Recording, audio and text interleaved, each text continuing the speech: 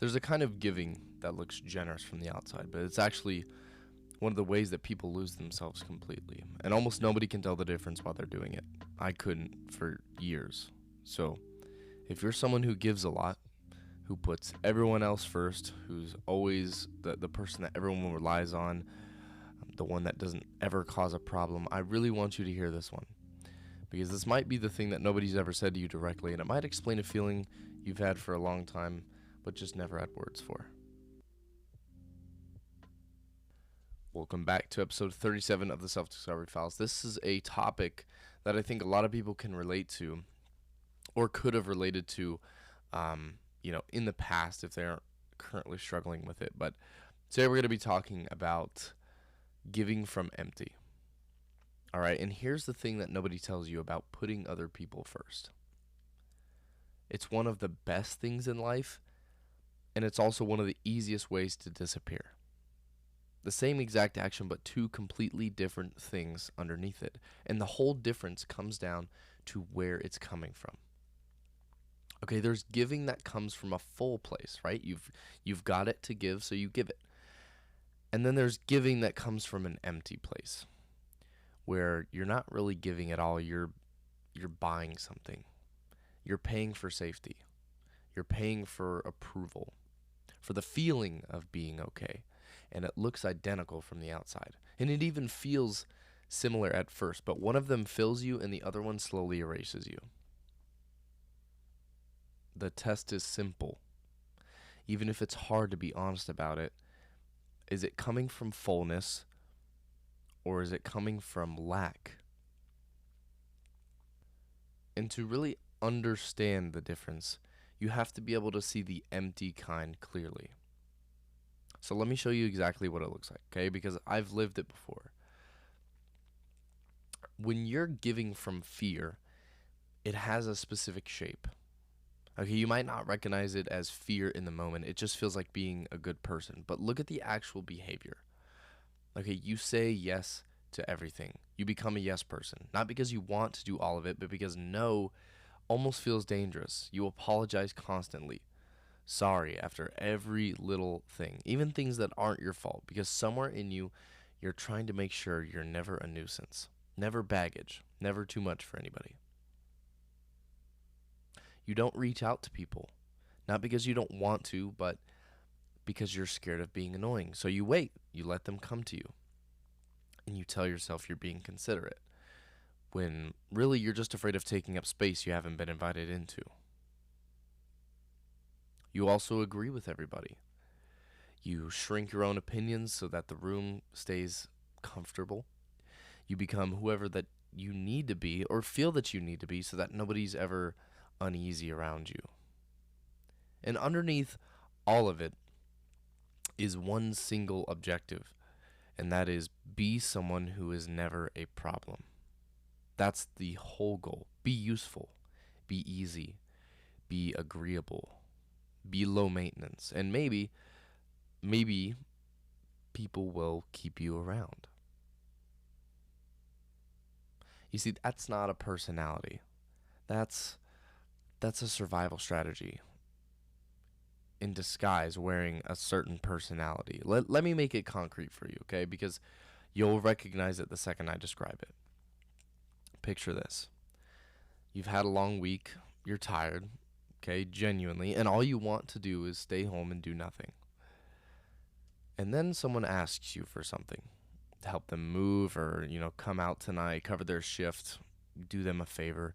And before your brain even recognizes it, before you've checked in with yourself at all, you say, yeah, of course. That already comes out of your mouth before you've checked in with yourself. And then you spend the whole time getting there a little resentful, a little drained, wishing that you'd said no, but you'd never actually say no because the discomfort of letting them down feels worse to you than the cost of letting yourself down one more time. That right there is the trap, right there, in one singular, ordinary moment. You'll abandon yourself before you'll risk disappointing somebody else, every single time, without even noticing that you're choosing that. So, where does this come from? Because nobody's born doing this, it gets learned early. Usually, somewhere in childhood, okay? You pick up a lesson, and it's not always one big moment, it's 1,000 small ones. That love has to be earned, that being easy gets you approval, that having needs makes you a burden, and being a burden gets you pushed away. So you almost become a student of it. You watch what makes people like you, and you learn what makes you useful, what makes you accepted, what gets you that warm feeling of being wanted instead of the cold feeling of being too much. And once you figure out the formula, be helpful, be agreeable, be no trouble, that's just how you live. That just becomes how you live. You build a whole self around it without ever deciding to. And the cruel part about it is that it works at first. People do like the easy version of you, they keep you around. So that strategy gets reinforced year after year, and you'll never question it because it's giving you exactly what you were scared of losing. You see, you learn to trade your real self for acceptance so early that you don't even remember making that trade. And here's what it actually costs you. And it's more than your time and energy. It costs you your relationships. Not in the way that you think. The relationships, they don't necessarily blow up. They just never become real. Because the whole time that you're people pleasing, you're not actually showing up. You're performing for them. The easy version, the whatever kind of version that you're showing them. The agreeable, the one with no needs and no edges. So even when people are right there, even when they care about you, they're not actually close to you. They're close to the version that you built to keep them comfortable and to keep yourself comfortable. And you can be surrounded by people who like you and still feel completely alone because not one of them is actually meeting the real thing. They can't because you never showed it to them. The relationships never felt real because I was never showing the true side of myself. I was just people pleasing. And you can't be loved for who you are if who you are never shows up. And there's something darker underneath it that almost nobody admits. Okay, giving from empty builds resentment slowly. Because deep down it's a transaction and every transaction has a ledger.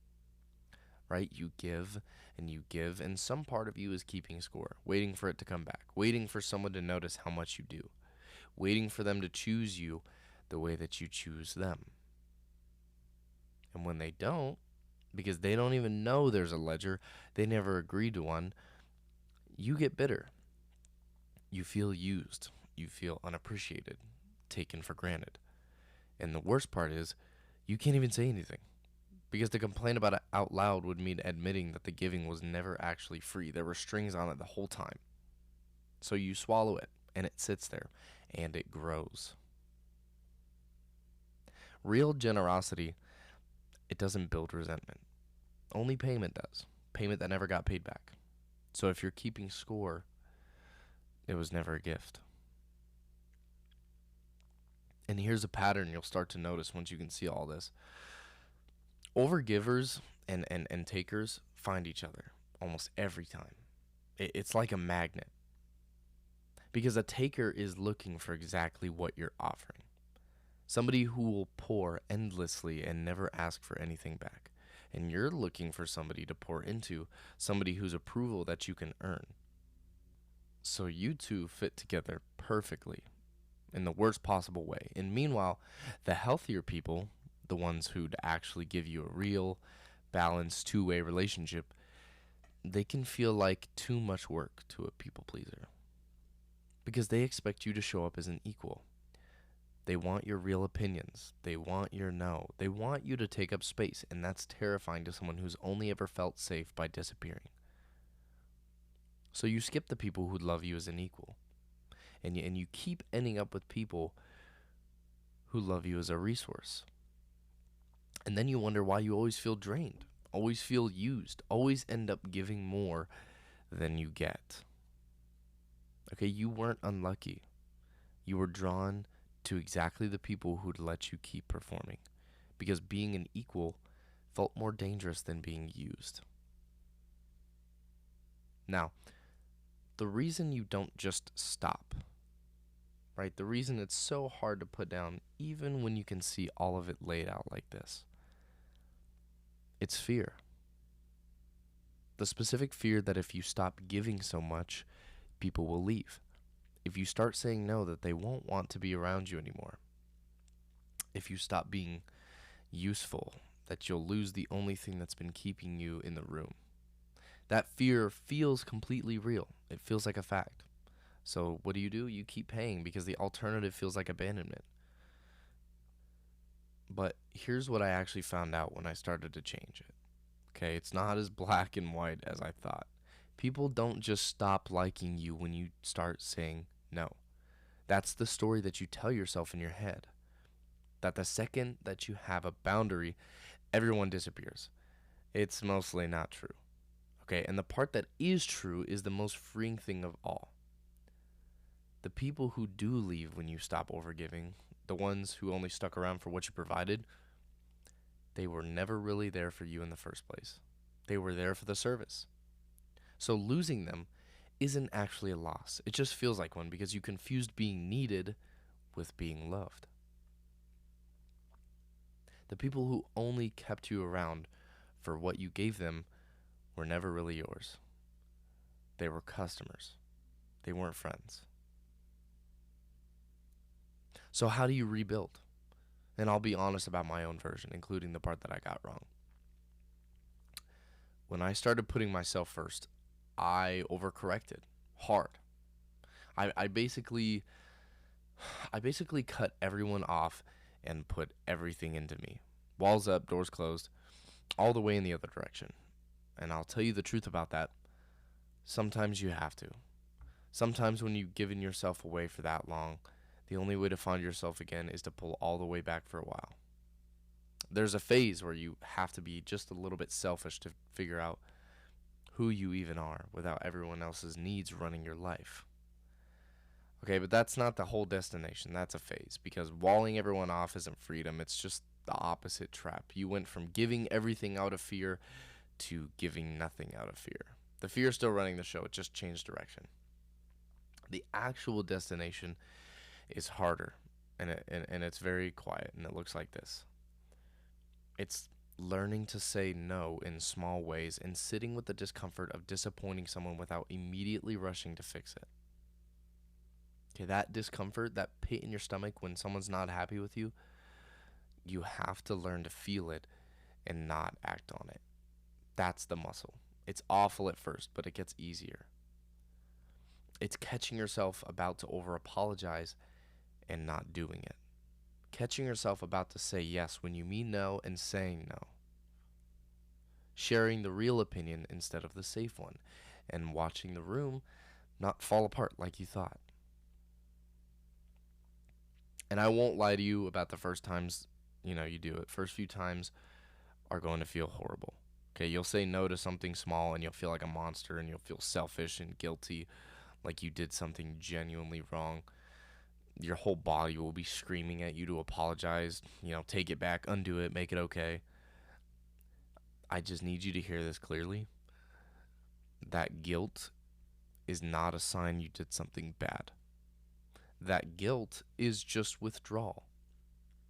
It's the feeling of an old survival strategy losing its grip on you. It feels exactly like guilt, but it's not. It's unfamiliarity.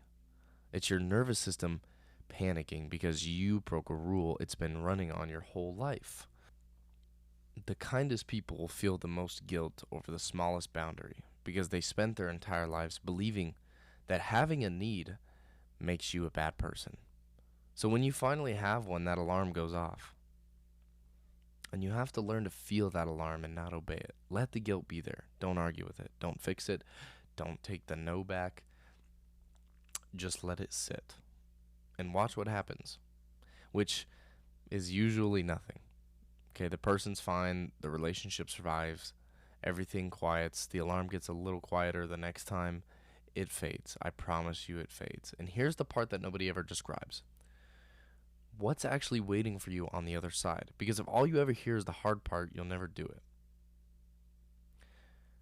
When you start showing up as yourself, okay, real opinions, real no's, needs, the whole unedited version of yourself, something strange happens. The relationships that survive that get deeper, way deeper, because for the first time, the people in your life are actually meeting you instead of the performance that you've been running for everybody. And being loved as yourself, even by fewer people, is a completely different feeling than being liked for the performance that you are doing for everybody. It's the difference between being appreciated and being known. And once you have felt what it's like to be known, actually known, edges and needs and all, you can't go back to settling for being useful. It ruins the fake version for you in the best way. That loneliness that you could never explain, the one where you were surrounded by people and somehow still alone, it starts to lift. And here's the thing, not because you found new people, because you finally let the ones who were already there actually see you. You were never lonely because nobody was there. You were lonely because nobody was meeting the real you. And that was the one thing you had the power to change. And this is the reframe that ties the whole thing together. The one I wish someone had handed me years ago. You think giving from empty makes you generous. It doesn't. It makes you a worse friend, a worse partner, a worse version of yourself, because you're running on fumes, quietly resentful and never fully present.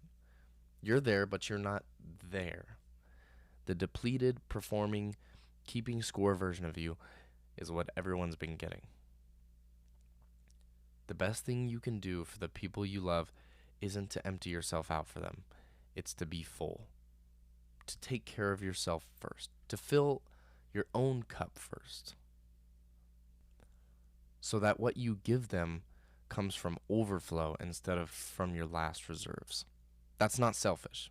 It's the opposite of selfish. It's the only way to actually give people the real you.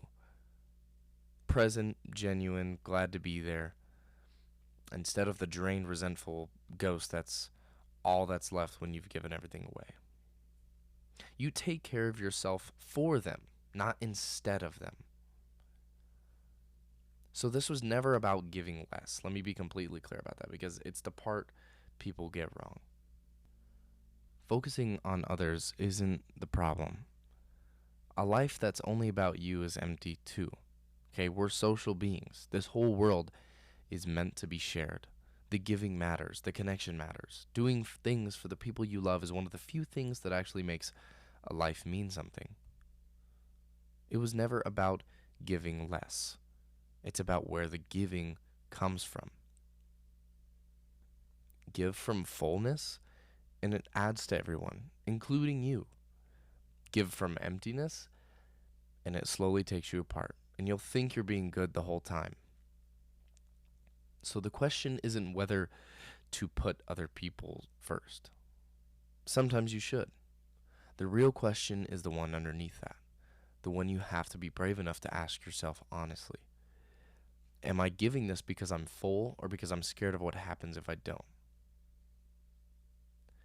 Answer that one honestly, and everything else gets clearer.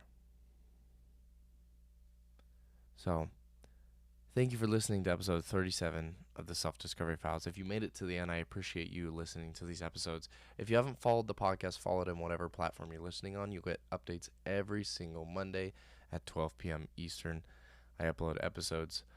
And follow me on my Instagram and TikTok at the Dylan Phipps. And yeah, we'll see you next week for episode 38.